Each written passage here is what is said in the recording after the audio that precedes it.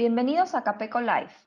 En esta oportunidad veremos el tema el ámbito laboral post-cuarentena, un tema que a todos nos interesa y frente al cual tenemos muchos interrogantes. El webinar tendrá dos partes.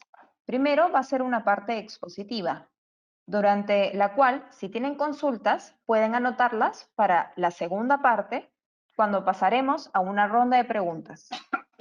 Si durante el evento tienen consultas, pueden hacerlas a través de la opción Preguntas que encontrarán en la parte derecha de la pantalla. Seleccionaremos algunas de sus preguntas para la ronda final. El webinar estará a cargo de Luis Vinatea, socio de Vinatea y Toyama, abogado por la Pontificia Universidad Católica del Perú, máster en Relaciones Internacionales por Tufts University de Estados Unidos y máster en Dirección de Empresas por la Universidad de Piura. Cuenta con una amplia experiencia en la solución de controversias y el diseño de estrategias legales, judiciales y arbitrales. Bienvenido, Luis. Olenka, muchas gracias. Gracias también por la presentación. A veces uno se ruboriza cuando la escucha. Buenos días a todos.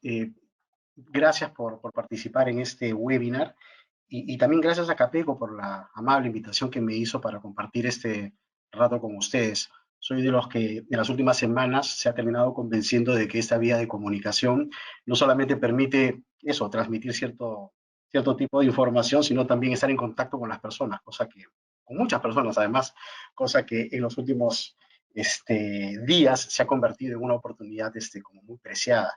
Así que el agradecimiento es doble, porque están acá, porque Capeco me ha permitido tener este espacio para conversar con ustedes, y porque en verdad creo que vale la pena plantearse algunas ideas que son las que estoy planteando en esta presentación, porque de alguna manera creo que todos hemos tenido que lidiar con una crisis y el hecho de lidiar con ella nos ha dejado varias enseñanzas que confirman muy posiblemente que pudimos o estuvimos en aptitud para desarrollar las habilidades necesarias para lidiar con esa crisis, es decir, estuvimos preparados para el ahora.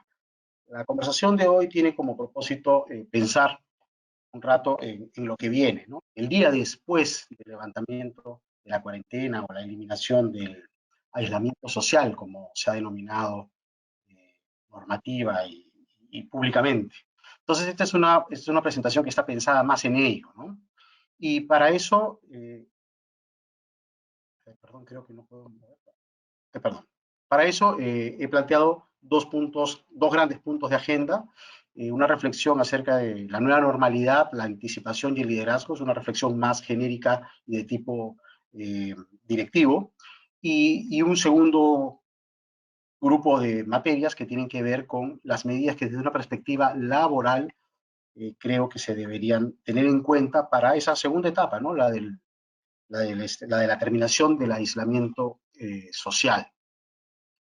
La idea de nueva normalidad, anticipación y liderazgo pasa porque nos detengamos unos minutos a reflexionar acerca de lo que será volver a la normalidad. Yo creo que ya deben haber visto muchísimos artículos que explican con cierta exactitud que esa normalidad no va a ser igual a la que solíamos conocer. Se habla más bien de una nueva normalidad porque en el interín nos hemos venido dando cuenta de que han habido cambios. Yo mismo, como profesional a cargo de la dirección de un estudio de abogados, en estas 3 o 4 semanas no solamente tuve que prever, eso sí, con anticipación al discurso de Vizcarra, lo que había que hacer en la eventualidad de que ocurra, y finalmente ocurrió, y luego durante la crisis gestionar una serie de medidas para lidiar con ella y ponerme a pensar en lo que venía, pero teniendo en cuenta que ya mi vida como profesional y la de mi organización estaba cambiando, cosa que muy probablemente les ha pasado a ustedes, ¿no? Entonces, pensar en esa nueva normalidad me parece que es hoy día una cuestión casi obligada. Y respecto de ello, ya en términos un poquito más, no sé si científico sea la palabra, pero en todo caso conceptuales, sí quisiera agregar que hay ciertos cambios que valdría la pena considerar. Aquí más bien creo que hemos tenido un pequeño desfase de la información porque esta es una lámina que tenía un pequeño error, pero no se preocupen, yo se las voy a explicar. Fíjense ustedes que la columna de contexto futuro y la nueva normalidad dicen lo mismo. Voy a concentrarme en la de la derecha, que es la de la nueva normalidad, que en verdad tiene tres temas. La nueva normalidad, olvídense por favor de esto, la nueva normalidad tiene tres características. Tiene presente una nueva estructura económica. En segundo lugar, invita a pensar sobre un nuevo orden social. Y en tercer lugar, invita a pensar en una nueva forma de hacer los negocios. Os lo repito, para que no se confundan por este error de la pantalla. Tiene una nueva estructura económica, un nuevo orden social y una nueva forma de hacer negocios. ¿Qué cosa significa que enfrentemos en esta nueva normalidad a una nueva estructura económica? Bueno, que los sistemas de producción, los sistemas de control y monitoreo y el relacionamiento con los clientes van a cambiar. De hecho, ustedes ya lo pueden ir advirtiendo, ¿no? El hecho mismo de que cuando regresemos después del aislamiento a nuestras empresas, nos vamos a encontrar con que ya se ha consolidado, no sé si en gran o poca medida, pero se ha consolidado la idea, por ejemplo, de trabajo remoto, ¿no? Y de hecho ya hay muchas actividades que están siendo manejadas de esa manera, lo que significa que en principio el sistema de organización productiva o de prestación de servicios que existía en una empresa ya está cambiando, si es que esta va a mantener su giro como tal. En segundo lugar, el entorno digital llegó a la fuerza, ¿no? Nadie estaba preparado para implementarlo al día siguiente. Quizás muchos de ustedes tenían planes para hacerlo y estaban en procesos de transformación digital que seguramente iban a tener una pauta y se iban a terminar de ejecutar, digamos, hacia fin de año. Bueno, no, pues eso ya no se cumplió, lo han tenido que hacer de la noche a la mañana y probablemente lo han hecho, como ha ocurrido con muchas organizaciones, la mía propia, con éxito, ¿no? Y en tercer lugar, esa nueva estructura económica va a tener como uno de sus componentes a la distancia. La distancia social por el momento y quizás más adelante el concepto mismo de distancia porque está impactando en, por ejemplo, los incentivos o los esquemas de compra y sobre todo los esquemas de distribución. Se va a comprar de lejos y se va a tener que mandar los bienes a distancia, ¿no? Y esto es una característica con la que nos hemos tenido que enfrentar y a la que de alguna manera nos hemos tenido que acostumbrar muy rápidamente.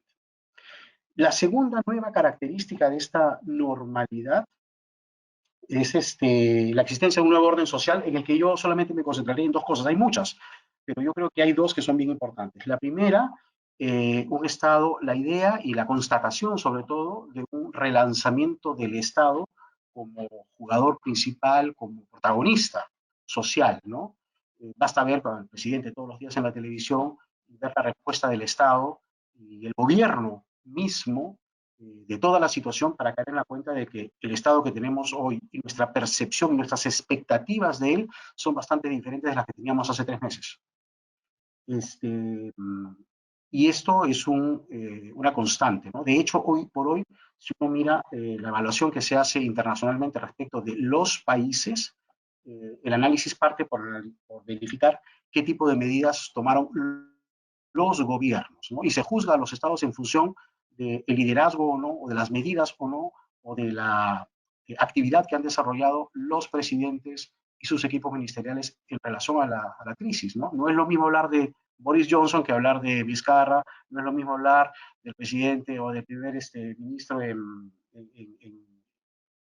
Italia o en España que en Corea o en Singapur, donde desde una perspectiva social más oriental se verifica que parece ser que ha habido más efectividad que la que hay en Europa. Pero en fin, lo cierto es que hay una reconsideración de nuestra percepción del Estado, que tiene un papel mucho más protagónico. Y ya por efecto mismo de la crisis, la sensación de cierre y necesidad de aislamiento también tiene un impacto internacional, ¿no? La idea de proteccionismo está íntimamente asociada a esto y creo que el proteccionismo tiene una esfera individual, la tenemos nosotros en el plano sanitario si quieren, la tenemos en el plano familiar, la tenemos en el plano comunitario y la tenemos en el plano estatal. Entonces, la sola idea de cierre de fronteras, la sola idea de limitación del tránsito de ciudadanos entre distintos países, lleva a que este concepto de globalización con el que estábamos tan familiarizados no es que vaya a desaparecer. Lo que está ocurriendo es que ese concepto de globalización se va a repensar. Y se va a pensar en términos de admisión de fórmulas un poco más proteccionistas, las que solíamos estar acostumbrados. Y esto para países como el nuestro, por ejemplo, implica un reto porque, como ustedes deben saber, si algún país en la región tuvo una política de apertura extrema, fue Perú, que ha suscrito no menos de 25 tratados de libre comercio y bilaterales o multilaterales que han hecho posible que nosotros seamos uno de los países más abiertos al mundo. Esa es una de las razones por las cuales muy probablemente el presidente Vizcarra tenía tanta preocupación dada la apertura que teníamos nosotros hacia China, ¿no? En fin, lo tercero, les decía, una nueva forma de hacer negocios, ¿no? Las condiciones en las que estamos enfrentando esta crisis están haciendo que muchos negocios comiencen a cambiar su modelo. No sé, ejemplos tan simples como el restaurante que no puede abrir las puertas de su salón para atender al público por el problema de distancia social y decide hacer más bien delivery, ¿no? Y ese restaurante va a tener que contratar más cocineros que mozos, ¿no? Y eso ya implica un cambio en el modelo de negocio. Es un negocio que está pensado para dar de comer a las personas en sus propias casas, tratando de trasladar la experiencia del restaurante a la casa misma, ¿no?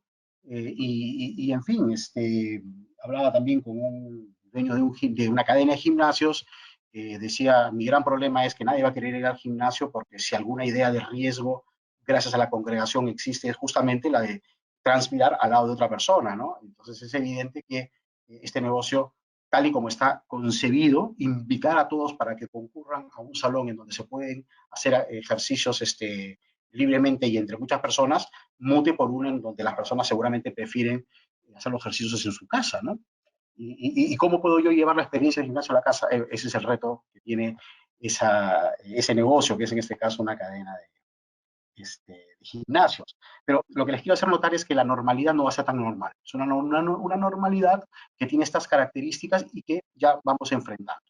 Y todo en un contexto, ahora sí, es la lista que está a la izquierda, en este caso en la lámina, en las dos columnas, es un contexto en el que las personas vamos a tender a comprobar que o bien tenemos la necesidad o bien tenemos la imposibilidad de reiniciar actividades, ¿no? Por ejemplo, piense, ¿quién tiene necesidad de reiniciar actividades? Probablemente una firma de servicios profesionales como la mía, ¿no? ¿Quién tiene imposibilidad de reiniciar actividades? Una cadena de hoteles, o un restaurante, ¿no? Entonces, el contexto es uno en el que la situación no va a ser la misma para todos. Hay quienes pueden abrir, quienes no van a poder hacerlo o quienes van a tener que hacerlo en forma limitada.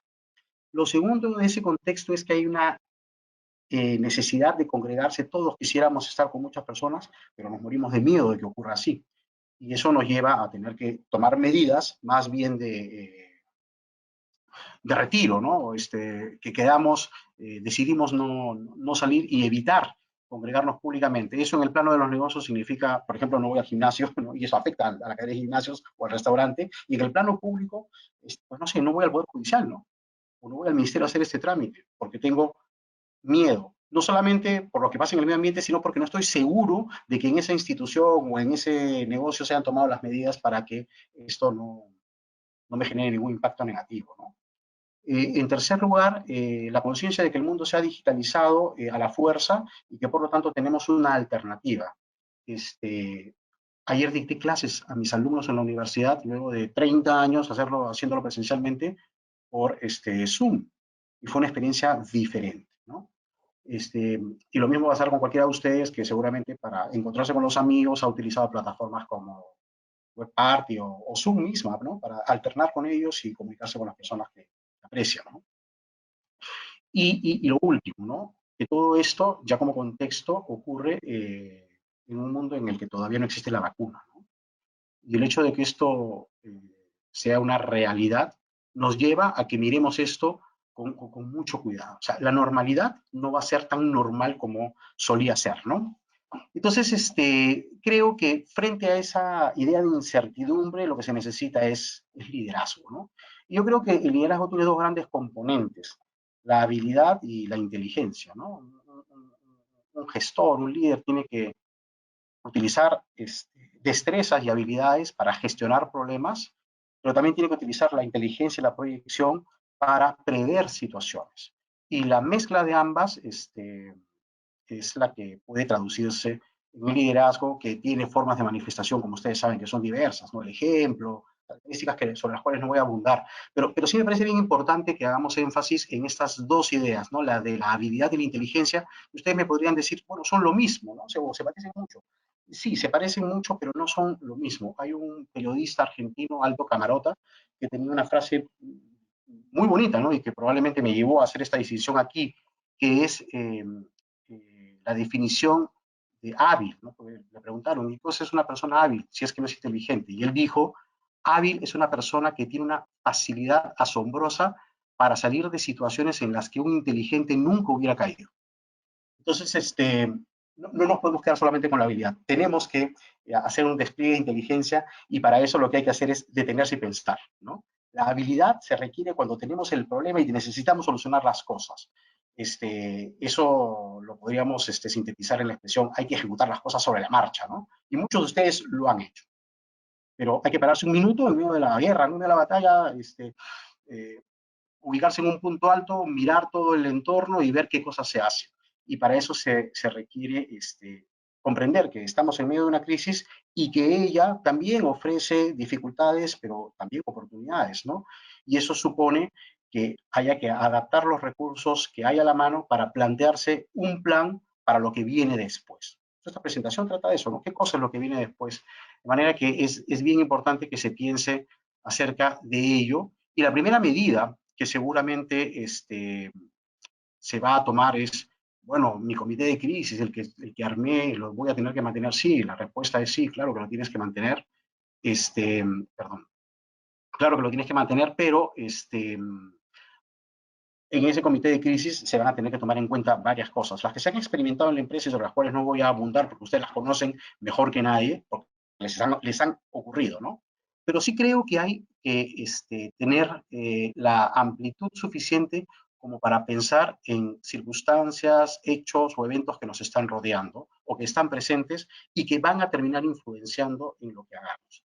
En el ámbito de la empresa, por ejemplo, lo primero que se me viene a la cabeza es pensar en qué cosas le preocupan a los trabajadores, ¿no? O sea, cuáles son sus genuinas preocupaciones para ver cómo las atiendo. Pues pueden tener muchas, ¿no? De repente alguno de ellos está diciendo, yo quisiera ganar más. Bueno, todos. En estas circunstancias, esa es una de las expectativas que se tienen que dejar de lado. ¿Cuáles son las genuinas, las inmediatas, las que realmente se pueden atender? Y hay que ponerse en ese caso en el lugar del propio trabajador. Hacer uso de la tan mentada y utilizada hoy día empatía, ¿no? Pero es bien importante. Lo segundo, pensar en las autoridades y el Estado en su conjunto, ¿no? La autoridad también tiene estrés, ¿no? No hablo del estrés de la preocupación de la enfermedad, sino que tiene que cumplir un rol y ese rol es un rol que hoy día está siendo sujeto a un escrutinio tremendo, ¿no? Solo para que se hagan una idea para graficar lo que estoy diciendo. Piensen ustedes en el escrutinio al cual está sujeto Vizcarra y su gabinete y piensen en el escrutinio que le hacemos al Congreso, ¿no? En el caso del escrutinio primero, el de Vizcarra y su conjunto nos lleva a decir, sí, parece ser que se están tomando las medidas adecuadas, aun cuando muchas de ellas nos incomodan, ¿no? Pero parece que son las adecuadas. Luego el del Congreso, sentimos que hay mucho oportunismo y falta de reflexión. Bueno, pero esas autoridades cumplen un rol y esas autoridades generan impactos en nuestra vida diaria y en nuestra vida corporativa o empresarial, ¿no? Tercero, la comunidad y la opinión pública, ¿no? Hay decisiones que yo puedo tomar que pueden tener un impacto positivo y negativo. O sea, la reputación, el cómo te comportas en una circunstancia como esta es muy importante. No solamente hay que ejercer el liderazgo, sino también hay que públicamente parecer que se está ejerciendo, ¿no? Y las personas son muy sensibles a eso. Ya se imaginarán ustedes si es que ese escrutinio además se exterioriza a través de redes sociales, ¿no? Que son incontenibles, como ustedes saben. Y luego, tener en cuenta lo que pasa con los proveedores en la cadena, ¿no? O sea, esos proveedores también dependen de nosotros, ¿no? Y nosotros también formamos parte de una cadena en la que hacemos que otros dependan de nosotros y no se puede pensar aisladamente, aun cuando esta idea de proteccionismo nos lleva a querer encerrarnos. No, no es que sí para algunas cosas, pero no para otras, porque formamos parte de una cadena económica en donde nosotros nos podemos beneficiar en algo a costa del perjuicio de otro en el contexto de esa misma cadena. Entonces, yo creo que estas cuatro variables, pueden haber algunas más, ¿no? Yo creo que estas cuatro variables no se pueden dejar de considerar. Por lo cual, yo diría que, dicho esto, se podrían hacer ciertas recomendaciones, ¿no? La primera, que ya la había adelantado, es que un día después del levantamiento del aislamiento, que no sé si será el próximo lunes o dentro de 2 semanas, hoy el presidente debe salir a anunciarlo, pero sea como fuere, ya sea que se trate del día lunes o de 2 semanas después, lo primero que hay que hacer es mantener durante un tiempo vigente ese comité de crisis, porque la crisis no se acaba en 2 semanas. Yo quiero que la crisis y el manejo de ella recién comienza, porque una cosa es tener que lidiar con la causa y otra cosa mucho más compleja es tener que lidiar con las consecuencias que ella genera, ¿no?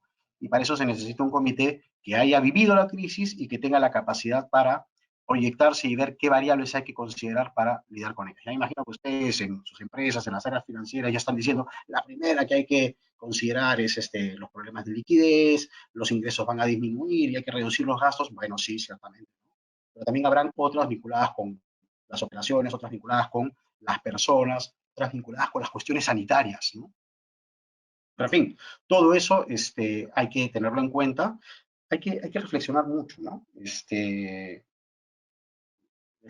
fundamental. El ejercicio de reflexión dentro de una organización, además en medio de una crisis, se convierte en clave para el sostenimiento y sobre todo para lidiar con ella, ¿no? Y en tercer lugar, prepararse para afrontar todo lo que ha cambiado, ¿no? Lo acabo de explicar, la nueva normalidad es distinta a la normalidad.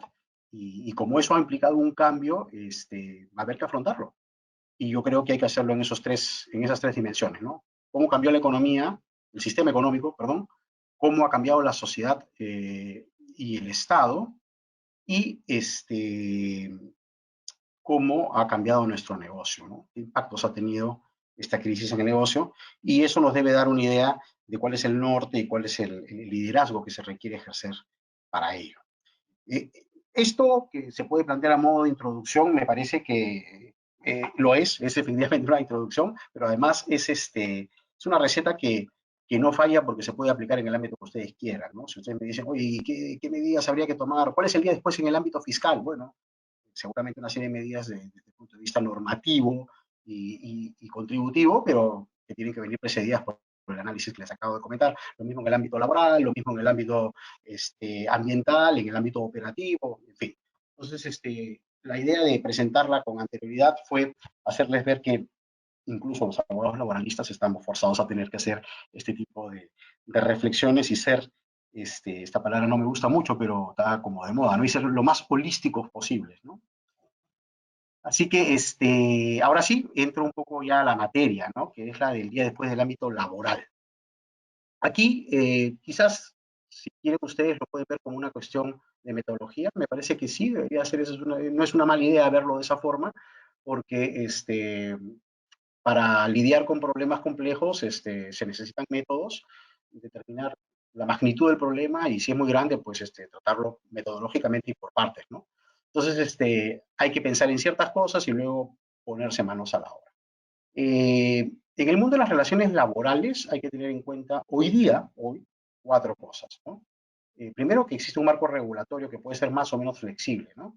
Las leyes, lo que dicen las leyes, estas las últimas 4 semanas han tenido una efervescencia absoluta, ¿no? Pero además nos han retado a los abogados a tener que utilizar métodos interpretativos atípicos, ¿no? Porque lo que hacíamos nosotros era, leíamos la norma que se acababa de publicar, si teníamos alguna duda buscábamos su exposición de motivos y luego de unos días dábamos una conclusión respecto de ella, ¿no? Y eso por supuesto no es posible.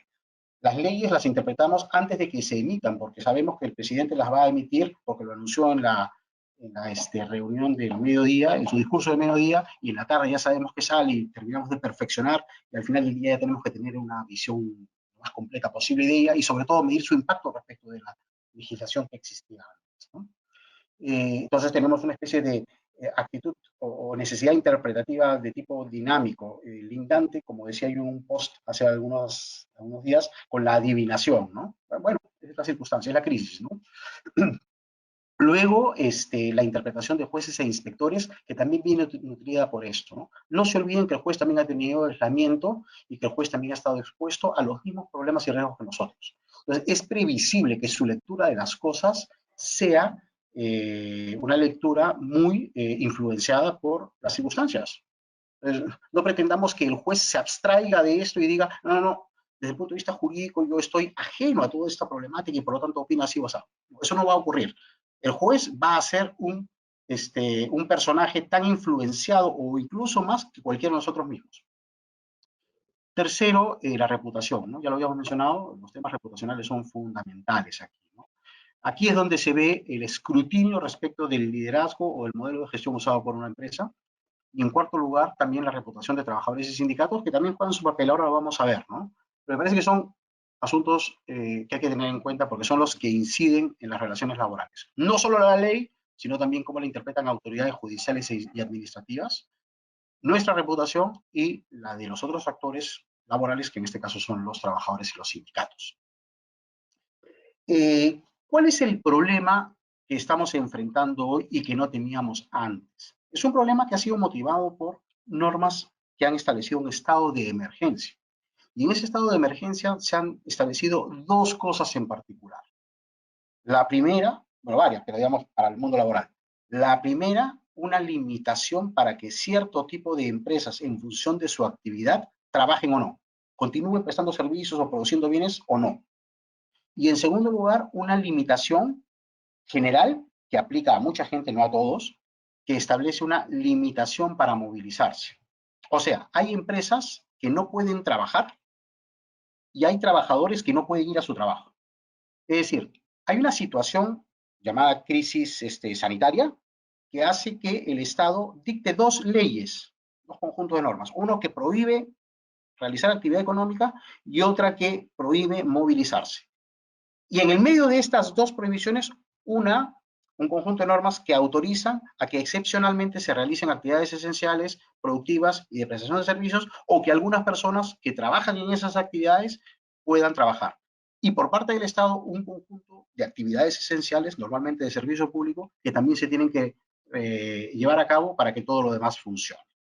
Entonces, claro, el mundo nuestro, el de las empresas y de los abogados de las empresas, se tiene que plantear por lo menos un cuadro de análisis como el que está mostrado en esta lámina, ¿no? Que es, vamos a ver, ¿mi empresa realiza servicios esenciales o produce servicios esenciales? Sí. Entonces hay un curso de acción para ella. ¿Mi empresa realiza servicios esenciales? No. Entonces hay un curso de acción para lo primero, ¿no? Si la respuesta es sí, entonces hay que preguntarse si es que hay trabajadores que pertenecen al grupo de riesgo. Si la respuesta es sí, se debe implementar el trabajo remoto o se debe dejar de asistir a trabajar. Y para cada una de las cosas se establece una consecuencia particular. Fíjense ustedes que ya esta primera división de tipo normativo nos está mostrando un ámbito de aplicación concreto. Los que pueden trabajar y los que no pueden trabajar. Y si pueden trabajar, si pertenecen o no a un grupo de riesgo. Si pertenecen a un grupo de riesgo, no deberían hacerlo, entonces pasarían para el otro lado. Y si están trabajando, o mejor dicho, si van a dejar de trabajar y pertenecen a un grupo de riesgo, preguntarse si pueden hacer trabajo remoto o no pueden hacer trabajo remoto. Y si no lo pueden hacer, mejor dicho, si pueden hacer, habrá que compensarlos, porque la regla ha establecido que se les sigue pagando. Y la pregunta que surge es, oye, ¿y los que no pueden trabajar y no pueden hacer trabajo remoto? Allí lo que las distintas normas han señalado es que se les debería otorgar una licencia con goce de haber y a falta de acuerdo, una licencia con goce de haber compensable. Entonces, lo que la norma ha establecido como solución final para aquellos trabajadores afectados con la imposibilidad de producir de la empresa y la imposibilidad de movilizarse y la imposibilidad de desarrollar trabajo remoto es que el empleador pague. Claro, eso tiene un límite, como se imaginarán, ¿no? Porque, y eso es lo que seguramente le preocupa a muchos, porque dicen, bueno, yo ya hice todo lo que estaba a mi alcance, ¿no? Les pagué hasta fin de mes de marzo y además he adelantado vacaciones por aquí y por allá y me he encontrado con una serie de problemas que hacen imposible continuar con esto. Y claro, ahí surge una línea interpretativa que dice, no, igual tienes que seguir pagando, y otra que es más razonable y que por supuesto suscribo plenamente, que es, oye, no puedo pues, porque no hay sistema jurídico, menos en una economía de mercado y en un ámbito constitucional que reconoce la libertad de empresa y la libre iniciativa privada, que te pueda forzar a tener que pagar aquello que no puedes pagar. Claro, no hablo de impuestos, ¿ah? Estoy hablando de obligaciones remunerativas, como es el caso de las derivadas con una licencia con goce de haber. Pero fíjense ustedes que una metodología de separación como la que se propone aquí es algo que se sugiere hacer, ¿no? Y claro, lo siguiente es tener en cuenta que hay un stakeholder también aquí, ¿no? Que es el conjunto del movimiento sindical, que también tiene una limitación, ¿no? O sea, el movimiento sindical nace para defender intereses de trabajadores y reclamar por las vías posibles y constitucionales para hacerlo, que puede ser una huelga, puede ser demandas, puede ser negociaciones colectivas. Bueno, el punto es que no pueden hacer nada de eso.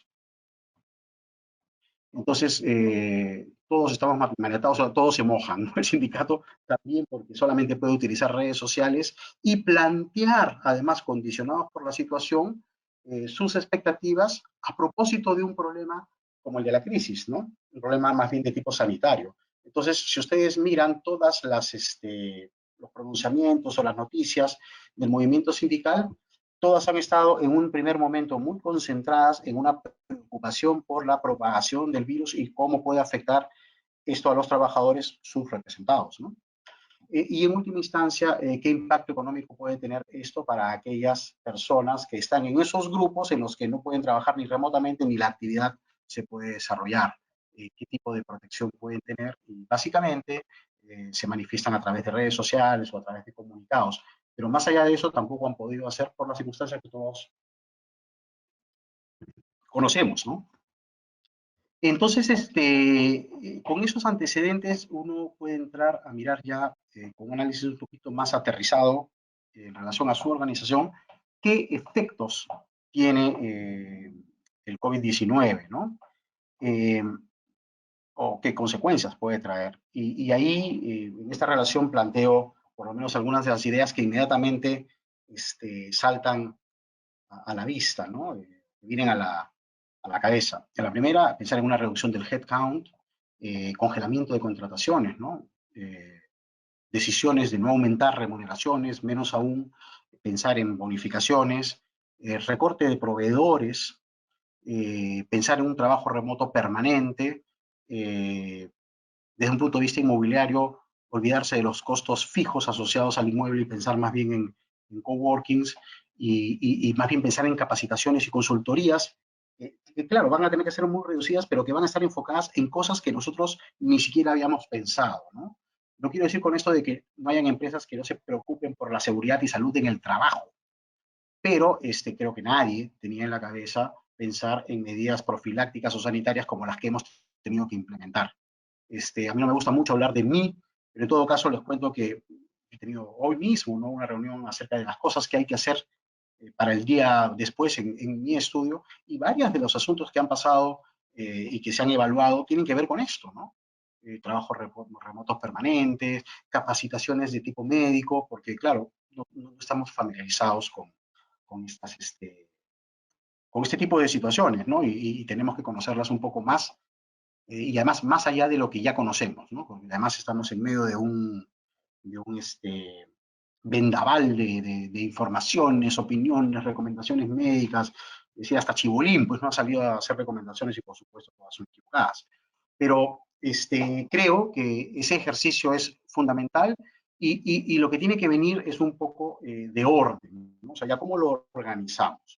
Y creo que luego de haber establecido quiénes son los que pueden influir, quiénes son los que pueden estar auscultándonos y preocupándose por lo que hagamos, podemos pasar a preguntarnos qué tipo de beneficios podemos revisar.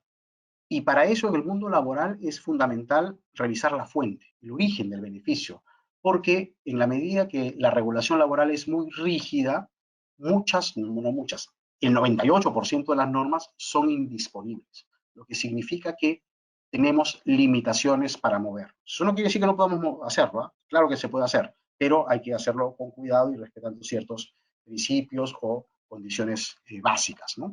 En cuanto a las leyes, por ejemplo, lo primero en el ámbito laboral es que no se puede pactar o actuar en contra de ellas, ¿no? O sea, la norma es en ese sentido indisponible y hay que vivir con eso. Lo segundo, los contratos de trabajo sí se pueden modificar por acuerdo expreso con un trabajador o se pueden modificar creando convenios colectivos, ¿no? Para que impacten individualmente en cada trabajador. ¿Los convenios colectivos se pueden modificar? Sí.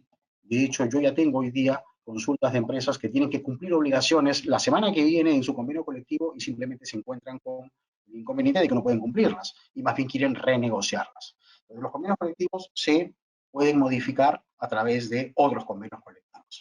No se pueden modificar por pactos individuales, por ejemplo, porque el convenio colectivo es una norma, ¿no? Las políticas de la empresa, bueno, esas tienen un sentido normativo, pero como tienen como fuente de origen al propio empleador, bueno, pues se cambian, ¿no? Y ustedes tienen que haber cambiado, ya deben estar pensando en cambiar ciertas políticas en relación a sus organizaciones. Por ejemplo, en mi estudio de abogados se entraba a las 9 de la mañana. Esa política ha cambiado por las 2 o 3 personas que van a ir en los próximos días a la oficina durante 2 meses pueden ingresar a tal hora y de tal manera. El resto no va, ya se cambió la política. Y no necesité consultar con nadie, simplemente lo dispuse porque es la medida adecuada para la organización, ¿no?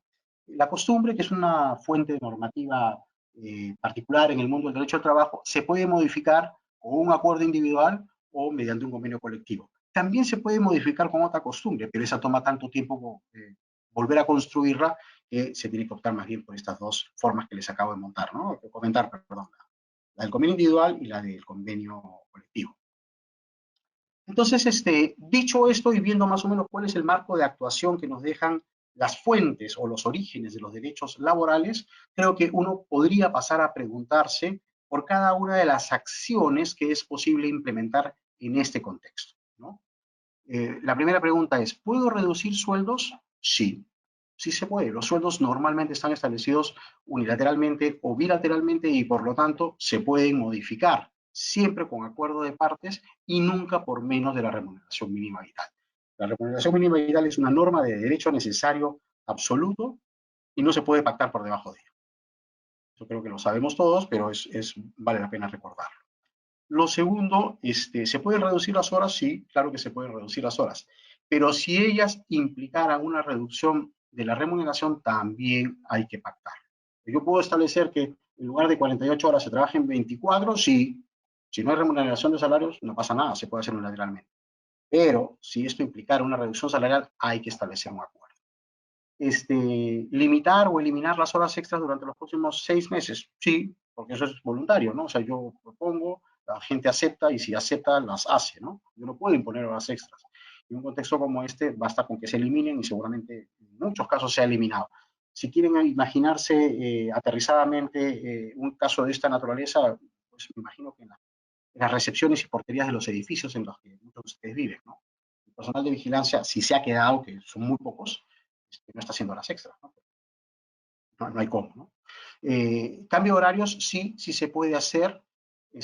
La norma establece que tiene que darse un aviso de 8 días y reuniones, pero esto también está sujeto a reglas de razonabilidad. Fíjense ustedes que en el interín, para las empresas que han estado realizando actividades esenciales de producción o de prestación de servicios, han salido normas que les han permitido modificar este esquema y hacer el cambio en forma inmediata.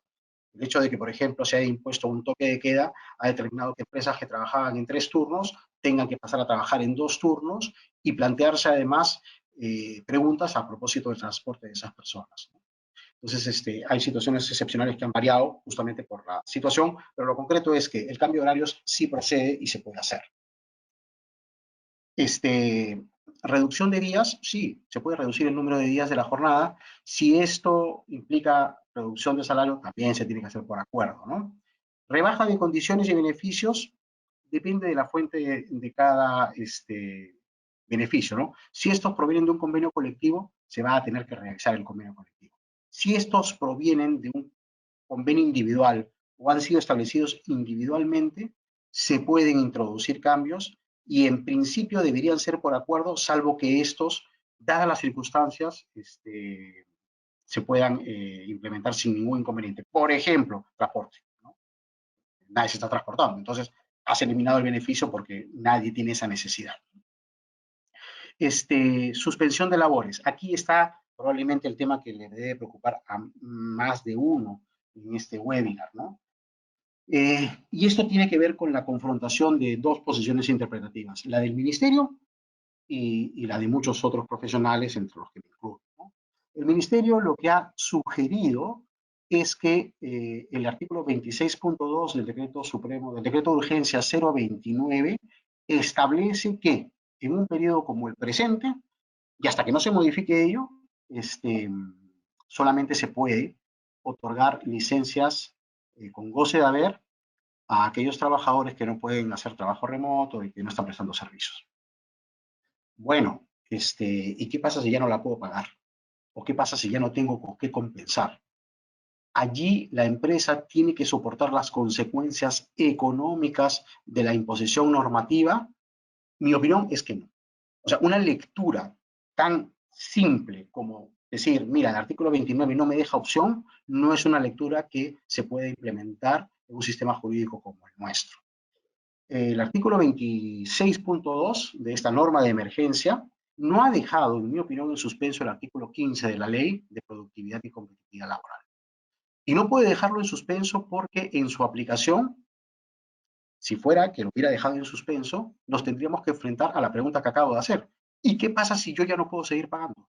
¿Y qué pasa si ya no puedo compensar? ¿Y qué pasa si tengo que soportar las consecuencias económicas de esto? Yo no tendría que decir, bueno, tendrás que aplicar el artículo 15. Pero ¿y cómo hago para articular esto? Bueno, hay que ir a la Constitución. La Constitución peruana reconoce dos derechos fundamentales entre los muchos que reconoce. Eh, la libertad de empresa y la libre iniciativa privada. Y en función de ambos derechos, lo que se establece para cualquier empresario es que puede desarrollar una actividad empresarial dirigida a obtener lucro. Y esto determina que no sea aceptable desde el punto de vista constitucional que el Estado le imponga a quien le reconoce el derecho constitucional de ejercer actividad empresarial y obtener lucro, el costo o la carga de soportar el costo económico de esta situación que en términos generales está solucionada por la ley. Primero por el artículo 15 y además por una regla que muchas personas han olvidado en toda esta discusión. El artículo sexto de la ley, cuando habla de la remuneración, señala que esta es de carácter contraprestativo. O sea, la regla es que si yo trabajo, recibo una remuneración. Si no trabajo, no la recibo. Y las circunstancias en las que me corresponde recibir un salario, no habiendo prestación de servicios, son excepcionales. Y están dirigidas a esquemas de protección también excepcionales. Por ejemplo, el descanso dominical, ¿no? El descanso vacacional o la enfermedad. Pero cuando la circunstancia que impide el cumplimiento de la prestación laboral, ir a trabajar y abrir la empresa, dependen de un acto normativo del Estado, motivado por una crisis, es cierto, pero de actos normativos por el Estado no puede disponer, en mi opinión, que alguien soporte los costos económicos después de haber satisfecho todas las medidas a su alcance. Esa lectura constitucional es una lectura que creo que se puede plantear perfectamente ante cualquier discusión ante el Ministerio y me parece que la han obviado plenamente porque todo lo que yo he leído del Ministerio de Trabajo, pronunciamientos, consultas absueltas y qué sé yo, se basa específicamente en el artículo 26 dice esto. Pero el artículo 26 no vive solo en el mundo. Vive en relación a la Ley de Productividad y Competitividad Laboral y vive en relación a la Constitución. Y cuando alguien habla de que una sistemática adecuada nos debe llevar a no dejar de considerar el artículo 26, yo le respondo, esa sistemática adecuada te debe llevar a observar el 26, el 15, pero sobre todo la Constitución. Y una lectura conjunta debe llevarte a una conclusión como la que acabo de plantear. Pero en fin, ese va a ser el debate. No sé si finalmente el ministerio, perdón, el gobierno sacará una norma, ojalá y la saque para que esta discusión se acabe. Pero en todo caso creo que si la discusión se tiene que sostener, debería conducirse por el esquema que acabo de explicar, ¿no? Bueno, ahora sí, rápidamente, porque ya tengo 45 minutos, debería tomarme 5, 7 o 10 más. Las acciones ante la crisis, ¿se pueden dar vacaciones? Sí, sí se han cumplido los requisitos, pero hoy por hoy creo que eso está de manera bastante abierta. Retrasos en los pagos, eso es un poco, o sea, recursos forzados, ¿no? Sí se puede diferir los pagos. Hacer cambios de puestos, sí, en la medida que exista razonabilidad y necesidad de implementación de los cambios. ¿No renovaciones de contratos a plazo fijo? Sí, por supuesto. Si el vencimiento del plazo ocurre durante el periodo de crisis, no hay ningún problema. Muchísimas empresas han terminado contratos hacia el 31 de marzo, ¿no? Y luego vienen las más duras, ¿no? El cese colectivo y la suspensión de labores. Lo relacionado con la suspensión de labores lo acabo de explicar, creo que jurídicamente cabe por las razones que he señalado. Está sujeto a un procedimiento, esto tiene un tope máximo de 90 días. El cese colectivo es una medida mucho más extrema, pero es una medida que también está seguramente en la lista de medidas que uno tendría que considerar por aplicar en este contexto. Yo lo que creo es que uno, mirando cuál es el marco regulatorio y, digamos, los elementos que influyen en él. Segundo, la presencia de stakeholders o grupos referentes de interés, como puede ser un sindicato, los trabajadores o el propio Estado. Tercero, el set de alternativas que nuestra legislación pone en manos de los empleadores por aplicar nos deberían llevar, o sea, que es un poco el contexto y saber las herramientas que tenemos a la mano, nos deberían llevar a aplicar un plan de acción, ¿no? Y ese plan de acción, como cualquier plan de acción, y para eso ustedes tienen más experiencia que yo, incluso como abogado, lo que hay que hacer es determinar objetivos y comenzar a ordenar la información. Entonces, yo sugeriría que primero se determinen los objetivos que se quieren establecer. Quiero tener más caja, quiero diferir obligaciones, las que sean, y luego se tiene que clasificar la información, ¿no?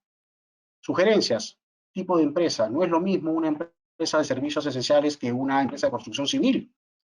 La naturaleza de la empresa de construcción civil demanda una serie de condiciones que hacen imposible sostener una licencia con goce de haber, por lo tanto habrá que pensar en medidas de agotamiento de lo poco que haya al alcance para los proyectos de gran envergadura, y si no es posible, aplicar suspensiones perfectas o extinguir relaciones de trabajo.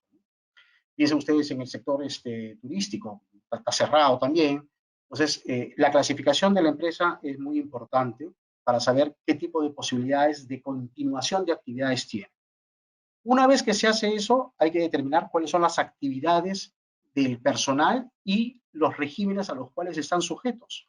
En el universo de la empresa puede haber personal a tiempo indefinido, puede haber personal sujeto a modalidad, o sea, temporal, puede haber personal sujeto a contratación parcial, puede haber personal provisto por un tercero, puede haber actividades tercerizadas. Hay que tenerlas todas mapeadas y ver cuáles son las relaciones jurídicas al interior de cada una de ellas.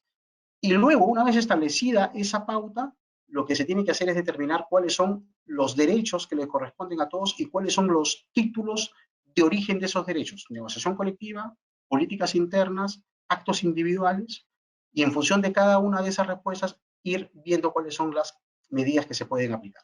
Y una vez que se han diseñado y se han propuesto como solución para cada uno de esos colectivos o segmentos, hay que ejecutarlas. Y pongo mucho énfasis en la ejecución porque ya más o menos se va advirtiendo que buena parte de ellas son acordadas, ¿no? Negociadas. Pero es que una crisis supone eso, ¿no? Es que una crisis supone eso y yo creo que todos estamos frente a la situación de encontrarnos con un problema y tener que sentarnos frente a los trabajadores, no solamente a explicar cosas que entienden de entrada, porque todos estamos viviendo esto. O sea, la crisis es un hecho notorio que no requiere mayor explicación. Lo que a veces es difícil de comprender es cuáles son las medidas o las consecuencias derivadas de esa situación. Ese es el trabajo que nos corresponde a nosotros como empresarios, como abogados y como gestores de relaciones humanas, ¿no? Y, y luego de esto, aplicar las medidas excepcionales, ¿no? Algunas de ellas van a ser muy duras, pero tienen como norte final la supervivencia de la empresa. Uno puede decir, sí, la empresa sobrevive, pero yo no. Pero es que en la medida que se garantice la supervivencia de las empresas, habrán oportunidades para el reenganche. Eh, Esto no va a durar toda la vida. Lo que hay que hacer es intentar gestionar el problema de la manera más amable, de la manera más humana posible. Yo creo, y con esto voy a terminar la presentación, que aquí lo que se necesita es incorporar un chip de nueva gestión de recursos humanos, ¿no? Ese chip tiene que implicar que este liderazgo que tenemos que llevar a cabo es un liderazgo que no solamente se enfoque en la crisis, sino y principalmente en la etapa posterior, porque es la etapa con la que vamos a tener que convivir y en la que existe más incertidumbre, ¿no? Los procesos de cambio, ¿no?, que estuvieron tan de moda hace unos años, hoy día se convierten en un fenómeno actualísimo, ¿no? Incorporar la seguridad y la salud con el ingrediente de las medidas sanitarias y profilácticas frente a este problema en particular, ¿no? Preocuparse porque las personas y sus familias estén bien, porque el riesgo de propagación es externo. Y como viene de afuera, tenemos que cuidar a la empresa como organización, pero sobre todo porque tiene personas adentro. Entonces, es un enfoque sanitario, humanístico que me parece que vale la pena resaltar, ¿no? Los cambios en los procesos de gestión, el reclutamiento, el desarrollo, el clima, las compensaciones, el bienestar, son elementos que hay que reflexionar profundamente, ¿no? Por ejemplo, yo a propósito de este tema, y vuelvo a contar mi propia experiencia, tenía programas de capacitación que estaban pensados, por ejemplo, en habilidades de oralidad para que los abogados en las audiencias se desempeñen mucho mejor. Bueno, lo he tenido que cambiar, pues, porque es bastante probable que se reduzca de manera significativa el ir a audiencias presenciales ante un juez. Más bien, hay que hacer ahora un reenfoque de las habilidades para que los abogados podamos expresarnos adecuadamente en una audiencia ante un juez, no en un webinar como este, sino ante un juez que puede estar actuando remotamente, ¿no? Y, por ejemplo, que las habilidades ya no sean las de liderazgo, habilidades blandas en un contexto en donde tengo personas a mi alrededor, y más bien pasar a capacitaciones en donde tengo que establecer habilidades para trabajar en mi casa, ¿no? Cerca de mi familia. Son cosas que cambian de manera significativa respecto, por ejemplo, del trabajo remoto. Ya ni les digo de respecto a actividades y operaciones del día a día que de pronto pueden ser todavía mucho más complejas porque están fuera del marco de lo virtual, ¿no? Y yo creo que este evento ha terminado de consolidar un concepto que ya venía recogido por la legislación emitida por el Estado en los últimos 12 meses o 2 años, ¿no? Que es el de la democratización de las decisiones. Esta idea de participación está bien presente en la legislación. Fíjense ustedes, seguridad y salud en el trabajo, igualdad salarial, reglas contra el acoso, son conjuntos normativos que han supuesto la constitución de comités y en donde el presupuesto básico es la conversación, el diálogo y la participación de los trabajadores, ¿no? Esta crisis que nos ha tocado vivir es una en la que hemos tenido la necesidad de vincularlos más y de generar mecanismos participativos porque las opiniones cuentan y mucho. De manera que va a haber que considerarlas y articularlas, por supuesto, como planteo ahí en la lámina, con la actuación sindical, que es otro de los retos que me parece que hay que tener. Para concluir, yo solo, que eso creo que ya es una especie de conclusión presente en todas las presentaciones que hacemos, yo creo que lo que hay que hacer es aplicar las recetas legales. Si le piden opinión a un abogado, él te va a decir, la ley dice esto, la ley se aplica así, la ley se interpreta de esta forma, fíjate que el ministerio la está leyendo así. Sí, sí. Pero creo que a eso hay que agregarle algo que es muy importante, ¿no? Que es sentido de justicia, sentido de oportunidad y un enfoque bien planteado y bien dirigido a la persona.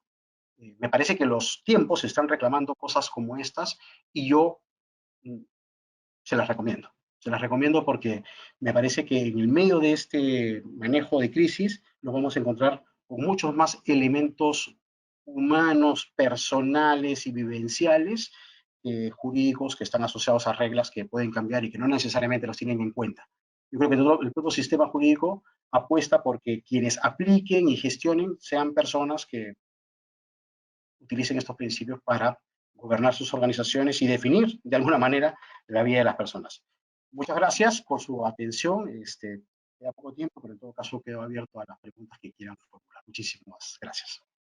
Muchas gracias, Luis, por tan interesante exposición de este tema. En verdad, eh, con la idea que nos quisiéramos quedar de repente es que toda esta información es bastante interesante y aplicativa para los diferentes tipos de empresas en los que estamos trabajando, ¿no? Justamente una idea que quisiera resaltar es la existencia del comité de crisis, pero a nivel de empresas, ¿no? Eso es muy importante porque en base a este comité es que se van a poder tomar las decisiones necesarias de cualquier aspecto a partir de la reinserción laboral el día que se dé, ¿no? Bastante importante. Pasamos Sí, ahora a la sí, ronda de sí, claro. preguntas. Tenemos algunas preguntas de algunos participantes. En caso alguno quiera participar con el micrófono, nos podemos dar unos minutos para brindarles acceso. Levanten la mano. Tenemos una primera pregunta que menciona mm, Brenda Ballenas.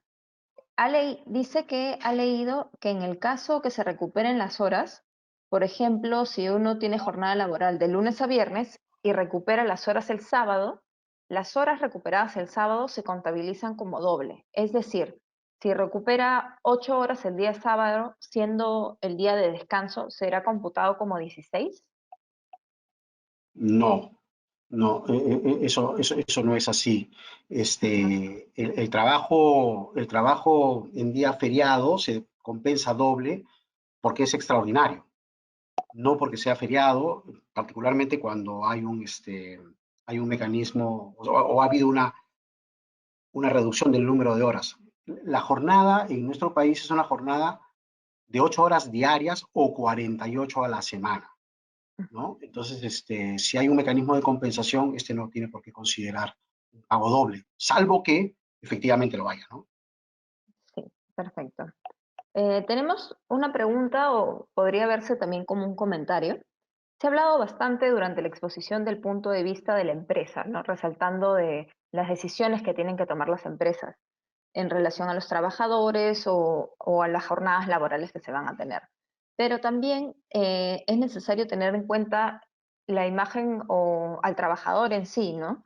Porque se ha dado, por ejemplo, ataques a la imagen del trabajador o de la empresa, como ponen un ejemplo de Cineplanet, ¿no? Que se ha visto afectado por diferentes decisiones de repente.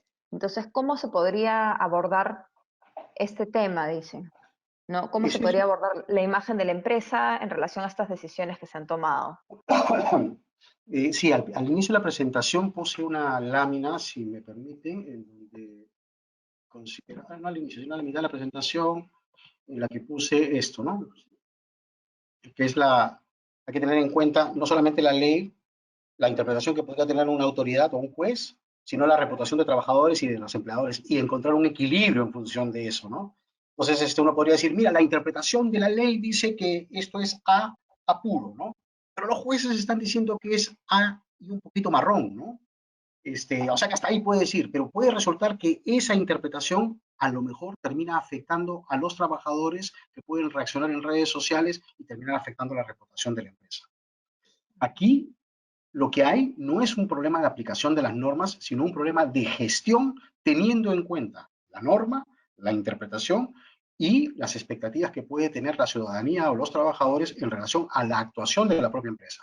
Yo no puedo entrar a juzgar las decisiones de Cineplanet, si son buenas o malas, ese es un problema que en todo caso tendrán que hacer ellos, pero sí llamo la atención sobre algo que parece ser generó un impacto negativo, ¿no? Claro, la primera medida que se toma, o que por lo menos parece ser que la opinión pública conoce, es la de ceses, ¿no?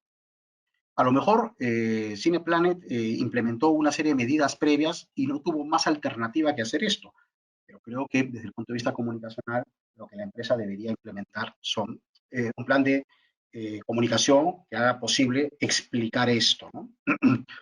No solamente a la gente que está fuera de la empresa, sino a los propios trabajadores, porque una de las cosas que yo ya señalé hace un rato es que la crisis nos está afectando a todos. O sea, yo no tengo que explicarle a nadie en qué consiste esta crisis. Todo el mundo lo sabe, todo el mundo lo está viviendo. O sea, lo saben hasta los hijos de uno, los niños, ¿no? ¿Cómo que no? Lo saben, lo están viviendo, ¿no? El problema es estar dispuesto a entender las consecuencias de eso, que también se saben, ¿no? Lo que pasa es que esa sí es una conducta más humana, es querer negar que eso puede ocurrir. Y eso implica un trabajo de gestión que me parece que es bien importante, porque el que tiene que tomar la decisión al final del día es el empleador. no la va a tomar el trabajador. O sea, puede haber alguno que diga, mira, en un acto de desprendimiento yo entiendo la situación de la empresa y doy un paso al costado. Puede pasar, no digo que no, pero esa posibilidad eh, es limitadísima, ¿no? Entonces creo que sí hay un papel desde el punto de vista de la gestión, porque si las cosas están bien explicadas y hay una causa que da sustento al porqué de cada una de las medidas, o sea, hay una razonabilidad en todas ellas, es más fácil comunicarlas y sobre todo hacerle frente a los cuestionamientos posteriores, ¿no? Yo no sé si de pronto se cuestiona a una empresa como Cineplanet o a cualquier otra por haber implementado un CS o una suspensión y la empresa dice, mire, no nos quedó más alternativa porque tuvimos que implementar las medidas A, B, C y D y después de eso ya no había más, seguramente la gente entiende.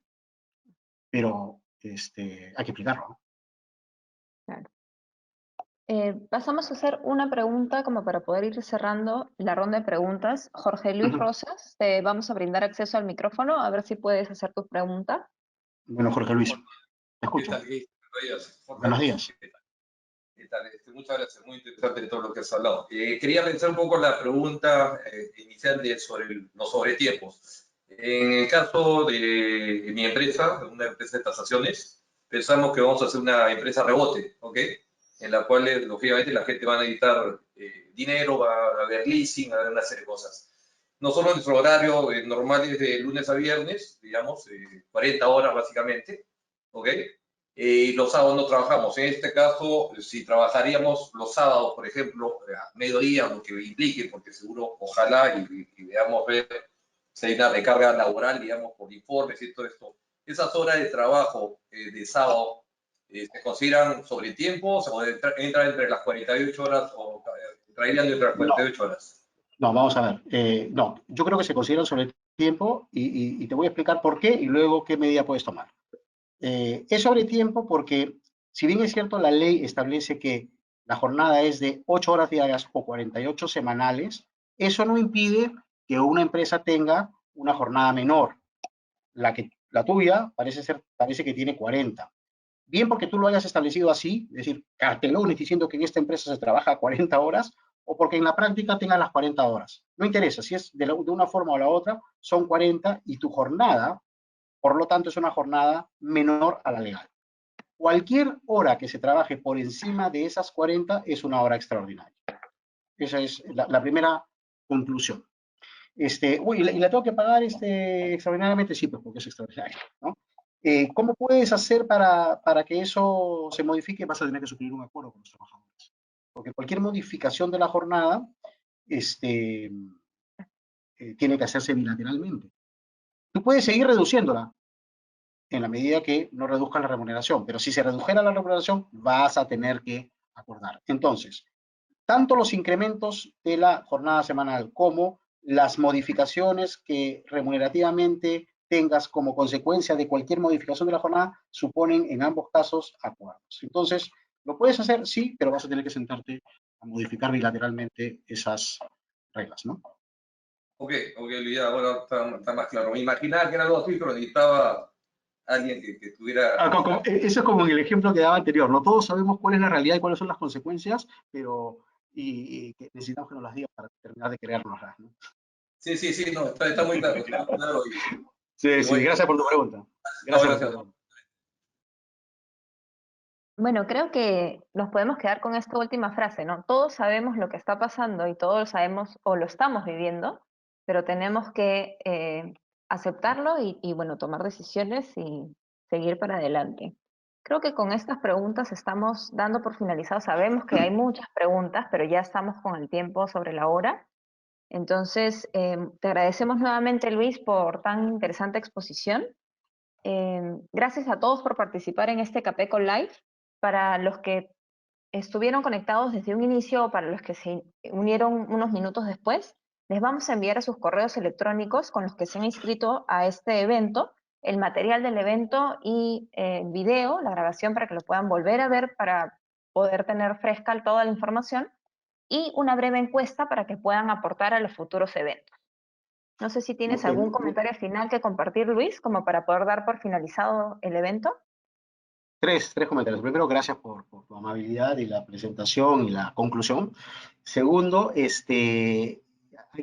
ahora que se envíen los materiales, hay que enviar la presentación que te envió en la mañana temprano Claudia, mi asistente, la gerente del marketing del estudio, porque tienen un cambio de esa lámina que yo tuve que explicar, ¿recuerdas? Ya, perfecto. Eso, sí, para que tengan la información correcta. Y en tercer lugar, agradecer, en verdad, la presencia de todos en este webinar. Ha sido una experiencia muy agradable para mí. Me hubiera encantado tener un poquito más de diálogo con ustedes, pero en estas circunstancias hay que sujetarse a la hora y me parece que sea bien así.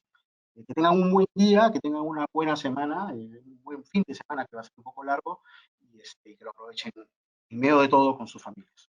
Y que estén bien. Muchas Cuídense. gracias, Luis. Muchas gracias, Luis, y gracias a todos por participar. Hasta la próxima.